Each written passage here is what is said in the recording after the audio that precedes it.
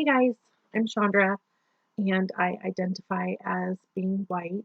Um, Growing up, I didn't really have any views on my race. We never talked about it. Um, I didn't really know that I was white until probably like first or second grade, maybe. Um, and that's when I knew that other kids were black or Hispanic or um, of Asian background.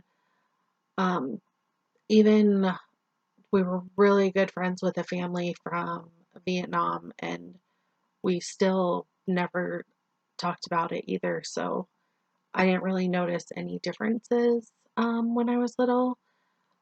I'm sure that some other kids of non white races face discrimination. I just never witnessed it or heard about it. As I got older, though, my views have definitely changed. I've witnessed discrimination, inequalities. One example, which is kind of shocking, my friend and I were going to an Oakland A's game, and we went to the gas station across the street from the stadium first, and there was a group of young black men there who were probably going to the A's game too because they had A's gear on. And she said, "Make sure your windows are locked." And that kind of caught me off guard because that thought never crossed my mind. And she's my friend, and I just didn't know that she had those kind of thoughts. So it was a little shocking to say the least. Um, so just little microaggressions I noticed the most, and what the author talks about in chapter 2 when it comes to microaggressions is that um, so she says well-intentioned white people deliver microaggressions because of insensitivity and ignorance towards non-whites. And the example that I just shared with you is a perfect example of my friend being insensitive and ignorant in that moment. So, yeah. The next question was the what identity do you another identity do you see yourself as? And I had a really hard time figuring one out because all I do is pretty much go to school and go to work um, and clean my house. So, and then I really had to think about it, and I thought that I really like being outdoors. I like camping and hiking and fishing, um, swimming, taking my dogs for walks, gardening, anything outside. Um, I like doing pretty much. So I thought that maybe I have an outdoor identity, and I don't think that that goes against my race. I guess it works with my race. I'm not really sure. I think people of all races like being outdoors. Who likes being cooped up in a house all the time? Um, so yeah, the first chapter that I wanted to talk about was chapter 2. And one of the key ideas that impacted me while reading that chapter was white privilege. Um, I never thought about white privilege before. Um, the author says that privilege works so well in part because it is largely invisible to those who have it. So that is probably why I never paid any attention because I do have it. I've never had a problem getting a job. I've never had a problem renting a house or an apartment. Driving down the street, if I see an officer, I don't get scared. I've never had anybody follow me around in the store. Um, when I use my credit card, you know, they don't check my ID, even though it says on the back of the card to check my ID. So those little things I think are definitely white privilege that I have experienced in my life. Um, and like I was saying earlier, you know, it's easy to forget that I even have a race until I'm reminded of what other people have to go through. Because I don't, you know, in my daily life while I'm at work or school or, you know, just at home, I don't think like, you know, I could possibly go out into the community and get discriminated against today. Um, I don't think that happens with white people very often, um, as it does compared to other races. The next chapter that I wanted to talk about was chapter 3, which has to do with um, immigration policies. And so, a story I have is my uncle, he was adopted from Korea in the 70s, and the book shares where people from different countries came and in what years. And between 1970 and 75 and 1990, Mexico, or no, Korea had, they sent more immigrants to the US than any other country except for Mexico and the Philippines. And, um, you know, that's different than being adopted. My grandparents were actually in Japan, and they went to Korea to adopt him. My grandpa was stationed at an Air Force base over there because he was in the Air Force. So they went to Korea and adopted him and um, brought him back to Japan first. My mom was there also, and then they came back to the US when he got stationed back over here. So even though he was adopted, he was still part of that, in kind of that large group of Koreans that came over during that time. And I have a picture of him that I want to show you guys.